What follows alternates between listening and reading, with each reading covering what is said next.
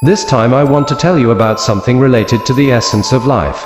It's possible that some of us currently have a hard life with various problems continuing to come and go.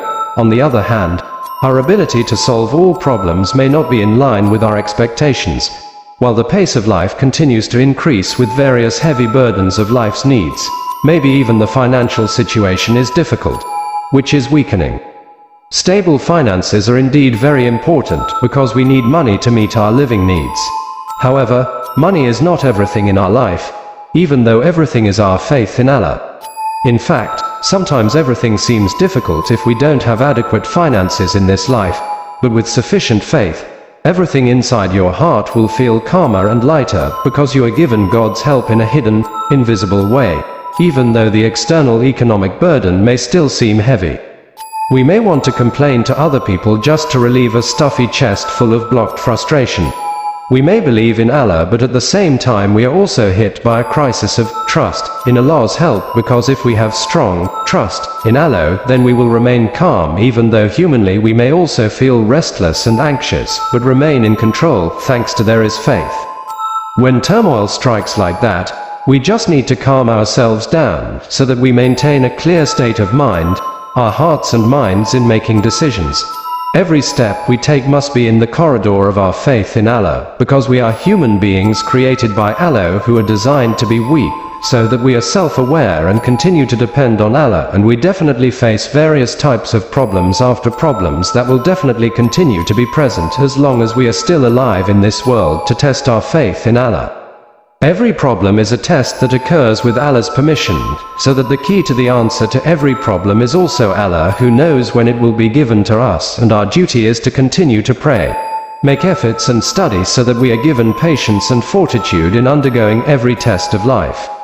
Even if we are given financial freedom, it is not an escape from financial misery, because every time we escape from a problem we will encounter other problems which may be more subtle and spiritually complicated.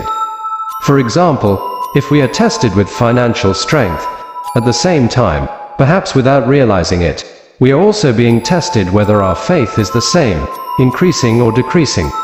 In accordance with the advice of the Prophet Muhammad that whoever is better today than yesterday, he is considered a lucky person.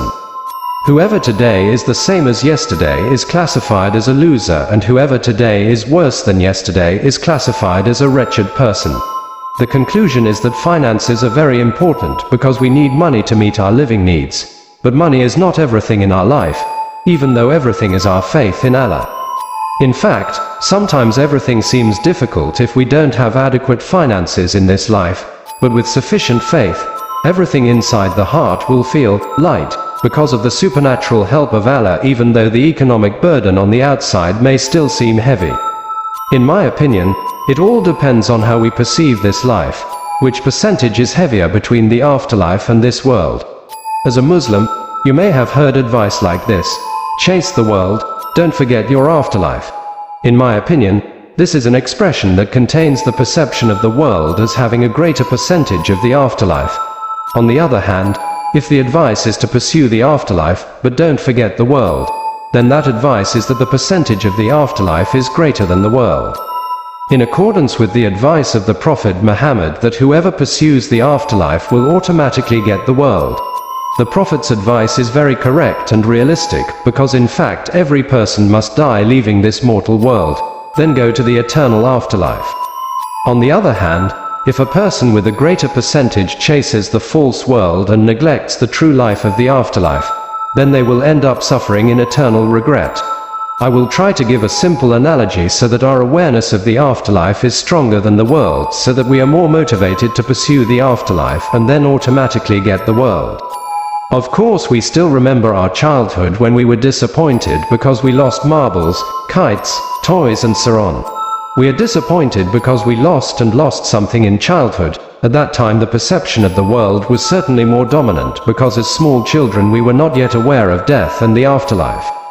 As we get older, grow up and get older, we certainly won't be disappointed and forget about losing our childhood toys, because we realize that there are toys that are much more important in life in the world after adulthood, such as houses, cars, gadgets, jewelry, positions and power. However, when we realize that this world is full of change and uncertainty, from rich to poor, healthy suddenly sick, healthy or sick suddenly die. So nothing is more certain in worldly life than death. Everyone is sure that they will die, even though there are many people who are careless about death, because they are drunk with worldly dreams. If the percentage of our perception is that we think more about the world, then the affairs of the afterlife will appear small. Conversely, if the percentage of the afterlife is greater, then all the affairs of the world in the eyes of the heart will appear smaller, even though in the eyes of our heads they appear large. When people are seriously ill or dying and then realize that they are close to death, all worldly affairs such as houses, cars, positions and power will definitely become smaller and meaningless, because awareness of the afterlife dominates our minds. When people are weak and helpless and the desires of the world are destroyed, then people will realize as consciously as possible that the true treasure, which means in the grave and the afterlife, is our faith, piety and deeds of worship while living in this fleeting world. That's the information from the Dunia Fana news channel. Thank you for your attention. Wassalamu alaikum warahmatullahi wabarakatuh.